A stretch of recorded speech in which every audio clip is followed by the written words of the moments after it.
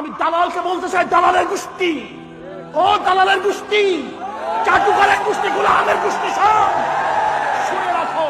গোলামের গোষ্ঠী, যে পাকিস্তান ভারতের সবচেয়ে বড় শত্রু, সেখানে পাকিস্তানিরা বর্ডারে ভারতীয়দেরকে হত্যা করে, কিন্তু আঙ্গুল তুলতে সাহস পায় না। অথচ আমার বন্ধু রাষ্ট্র ভারত, আমাদের বন্ধু রাষ্ট্র, আর আমার বাংলাদেশের মানুষকে কাঁটা তারের উপরে গুলি মেরে বাদরের মতো ঝুলিয়ে রাখবে, সহ্য করা যায় না, সহ্য হয় না। আমাদের বাংলাদেশের দালালরা কি বলে? গরু চুরি করার জন্য গেছে, এর জন্য তাদেরকে গুলি করছে। গরু চুরি করলে গুলির কোন আইন আছে? তুই তো আমার বন্ধু, আমার পেয়ারা, আমার ভালোবাসার, তুমি সবচেয়ে বড় করুণার পাত্র।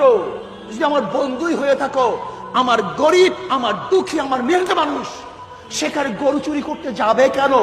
বরং তোমরা চোরেরা উপার থেকে গরু চুরি করে সাপ্লাই দাও, আমার দেশের মানুষ এই গরু আনতে যায়। চোর আমরা না, চোর তোরা, চোর আমরা না, চোর তোরা। তোরা গরু দেও বিধায় আমাদের বাংলাদেশের মানুষ সেখানে গরু আনার জন্য যায়। অথচ আমার দেশের মানুষকে, সেই ফেরানিকে কাটা তারের উপরে বাদরের মতো ঝুলিয়ে রাখবে, আমরা রক্ত নিয়ে বাঁচবো, এটা সহ্য হয় না।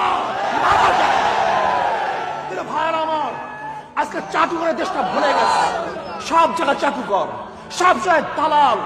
আর আমাদের যারা নামদারি মুসলমান, এদের স্বভাবটা হলো এইভাবে, যেরকম একটা কুকুর যেরকম খাদ্য দিলে আপনার পিছনে পিছনে ঘোরে, আর আমাদের দেশের চাটুকাররাও সেইভাবে লুবি হয়ে গেছে।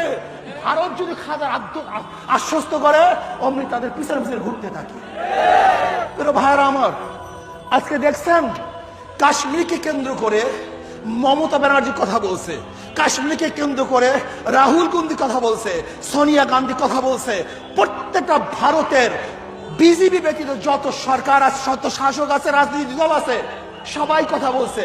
কিন্তু আমাদের বাংলাদেশের সরকারের মুখের মধ্যে কুরুপ আটকিয়ে গেছে, তালাবদ্ধ হয়ে গেছে। কারণ আমাদের দেশের সরকারের মুখ হলো একটা কন্ট্রোলিং মুখ, এটা রিমোট দ্বারা কন্ট্রোল হয়। ভারত যদি কথা বলতে বলে, তাহলে এখান থেকে কথা বের হয়, আর ভারত যদি রিমোট চাপ দেয়, তাহলে কথা বন্ধ হয়ে যায়।